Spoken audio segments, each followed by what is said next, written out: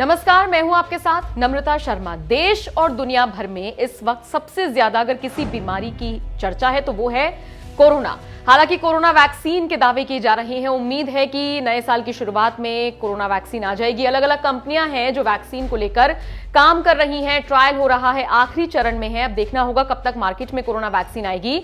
लेकिन इन सब के बीच अब एक चौंकाने वाली, हैराने वाली खबर आंध्र प्रदेश से सामने आई है। दरअसल एक रहस्यमय तरीके से एक बीमारी फैल गई है जिसको लेकर अब खूब ज्यादा चर्चा हो रही है। आंध्र प्रदेश के एलुरु इलाके से लगभग 500 ऐसे मामले आए हैं जो कि इस बीमारी से ग्रसित हैं। ऐसे लोग हैं जो इस पूरी बीमारी की चपेट में आ गए हैं। हालांकि इस पूरी बीमारी को लेकर एम्स ने जांच की है और उन्होंने ये पाया है कि आखिर इस बीमारी के कारण क्या है। कारण निकलकर ये सामने आए हैं कि पीने के पानी और दूध में निकल और सीसा जैसे भारी तत्वों की वजह से ये बीमारी फैल रही है।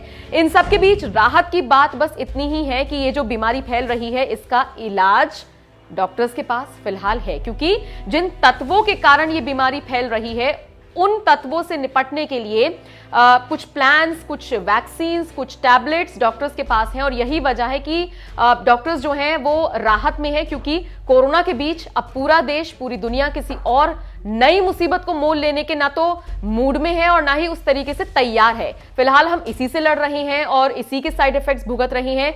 ऐसे में जब खबर आंध्र प्रदेश से आई तो हर कोई हैरान रह गया और यही वजह है कि आनन फानन में उन लोगों के जो सैंपल्स थे जो इस बीमारी से ग्रसित पाए गए हैं उनको एम्स भेजा गया। वहां के डॉक्टर्स ने उस पर रिसर्च किया और फिर निकलकर ये सामने आया कि ये एक पीने के पानी और दूध में जो चीजें पाई जाती हैं उसके जो भारी पौष्टिक तत्व होते हैं उनका ये साइड इफेक्ट है जिस वजह से ये बीमारी हुई है।